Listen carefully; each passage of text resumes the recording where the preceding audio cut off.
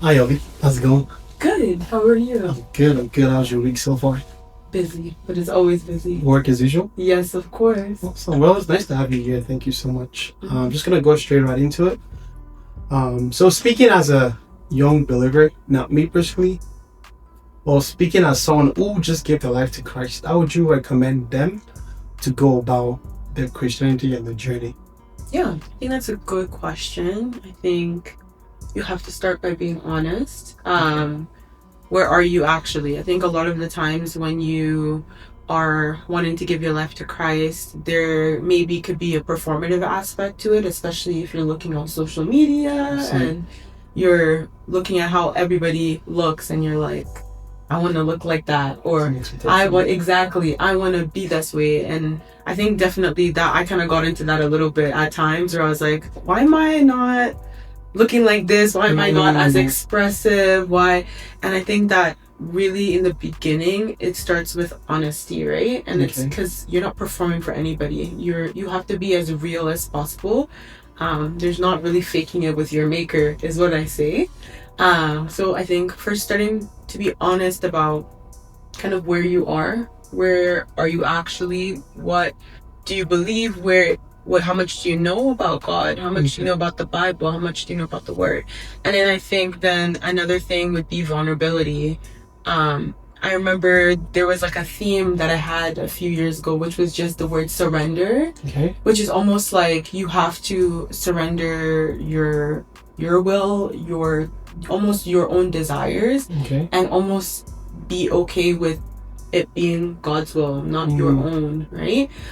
So in the beginning section, it's almost going beyond what you think is supposed to look right or what you feel is going to look right, and almost aligning that in obedience to kind of what the word says, right? And then I think another thing is consistency. Start small. I remember multiple times I was like, I'm gonna read the whole Bible in 300 days. I'm gonna every single day I'm gonna read the 6th chapter. Like, I was just so unrealistic. And I think that it starts by being, coming really small, and that could come with like 1 verse a day, or spending more intentional time. My mom always used to say, you have to find God in a secret place. So that could really be intentionally taking 10 minutes in your room, in your closet, being like, God, show me who you are, or God, I want to give myself to you. Being honest about those conversations. In the beginning, I was like, oh, this is so interesting. It was a little bit of a challenge, but I think it's also, like I said, that vulnerability piece that really goes into it, like being honest and letting go of kind of what worldly expectations could be or performative expectations could be, and then kind of deciding that I'm gonna ask him and be in a secret place and build that relationship. Is there an aspect of where people like the church, or like you said, your mom, your family, friends play a part to it?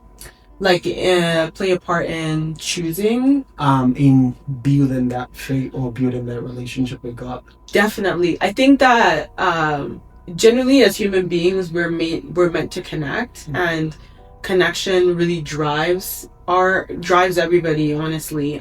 You're not in a vacuum. So I think the more people around you that are in faith, like for example, I think for me, even dedicating myself more to church or a church community really helped me in the beginning. And then my whole family is Christian, so that was also a good motivator for me to be like, okay, like what really are my values, or how can I really grow closer? I can imagine if someone was going into the faith for the first time, they have nobody else around them, it can be really hard to kind of you just be like, what am I doing? But you get so much like perspective, and you can get like a new way of thinking, especially when you're around other believers. Sure. Awesome. Thank you so much for that.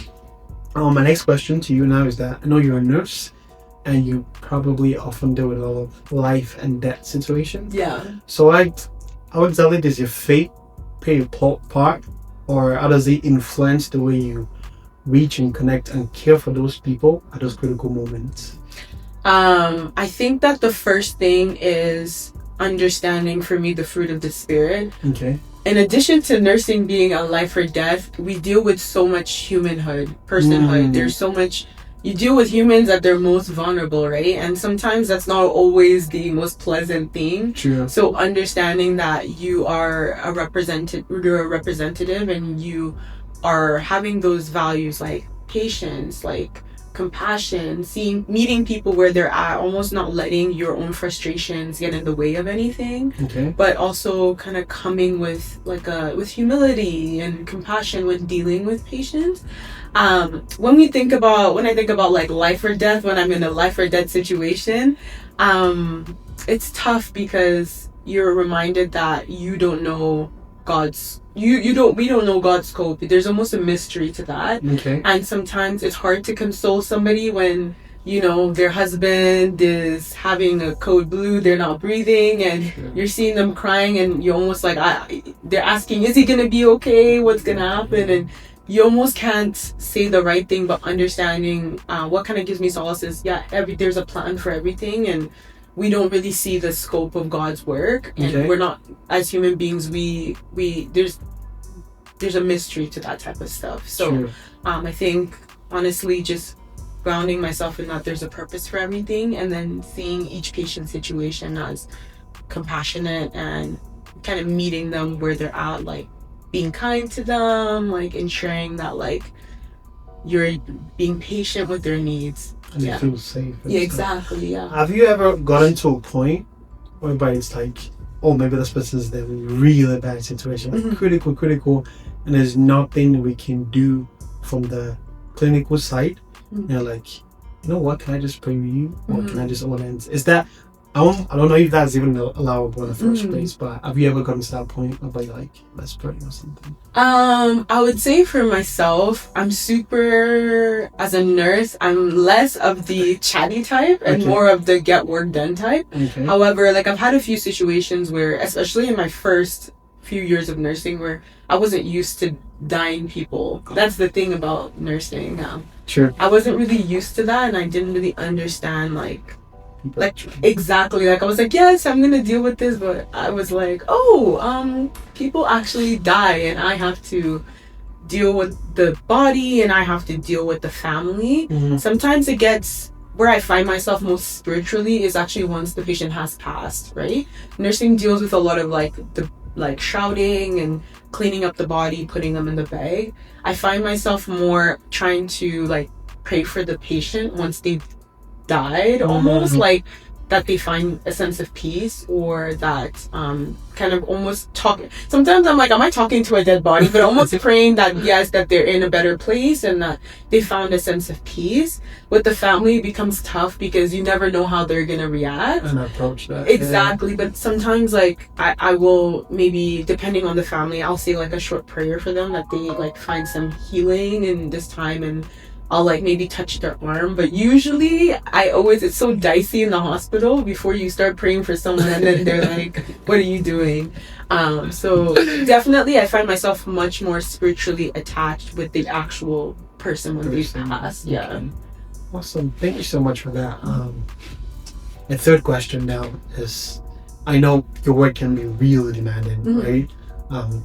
Extra shifts, getting calls in and all that.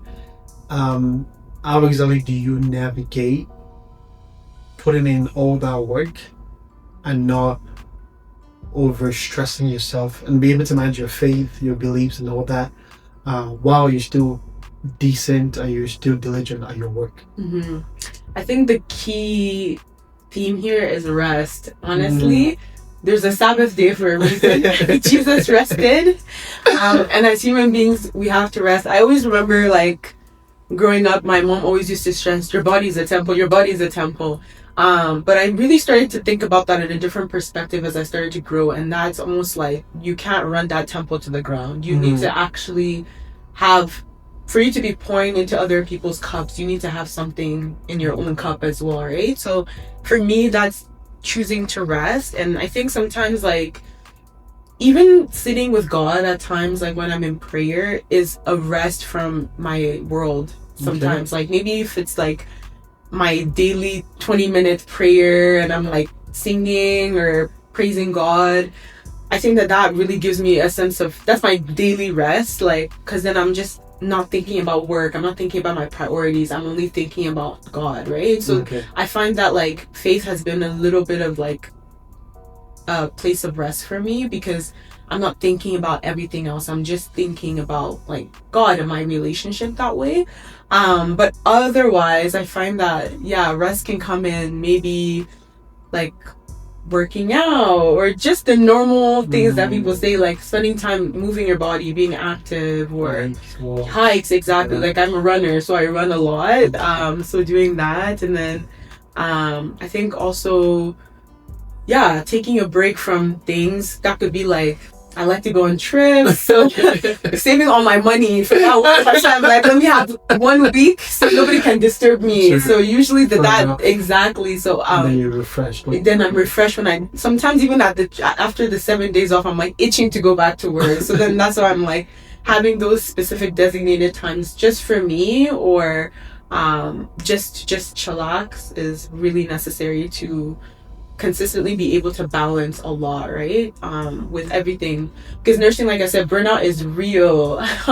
You deal with patients at all walks of life, especially at their lowest points, and sometimes they blame you for almost everything at times, and then you almost have to take a step back and realize that you can only do so much, and you have to take care of yourself as well. Okay. Yeah. Awesome. Thank you so much for that. Yeah. My final question now. Has there been any particular aspect or point in your life that you feel God came through and it was really significant that you would like to share, that maybe someone can learn from? It's so funny. I was just watching a video recently about logical believers, and I find like I'm one of those where when I've always been Christian. I grew up Christian, and that's something I've always known, but I think that finding God for myself was the biggest radical shift I've ever had. And I'm a type of person where I'm like, I need facts for everything. Where can we get exactly every evidence-based, evidence-informed, where is the answer? And kind of choosing God for myself was almost the complete opposite at times of that, where I couldn't. Faith is almost like you can't see it, right? Believing when you can't see, and that was really tough for me in the beginning. But how I found God wasn't through like, it was almost silent at a point where it was just little build-ups until I truly felt like, oh, I can actually feel his presence. And so like for me, one of the biggest radical shifts I'd say was I got in an accident a few years ago where winter, the Canadian roads, they're so crazy, icy, and then I almost swerved into a ditch, and for a split second I felt like, am I gonna die? I said to myself, I was like, what? I was screaming, but in that split second I was like, am I gonna make it out of here? And I did. There was no scratches to my car. There was nothing that happened to me. In fact, I went to work. I was heading to work. I went to work, I finished my shift, and I realized like that was not through me, right? It was through God. And a lot of protection in my life, a lot of things that I've gone through, I realized that it really wasn't through my own, it was through God. And I think that like I said, surrendering was a big part of that, and choosing and almost realizing that it's not by my way, it's by his way.